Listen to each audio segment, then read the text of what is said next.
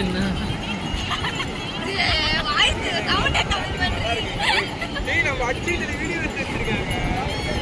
அவங்க அம்மாவுக்கு செட் பண்ண போறப்போ நான் தான் சொல்றேன்ல, நீ நான் என்னைக்கு ஸ்பான்சர்ஷிப் பண்ண உனக்கு அதுதான் இங்க வந்து கேட்காதீங்க, வேஸ்ட்டுங்க. இங்க நல்லாவே இருக்காதுங்க.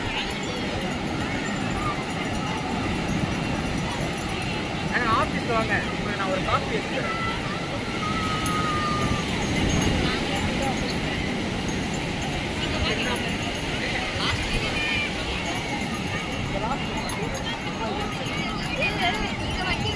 நாங்க எப்படி வரோம்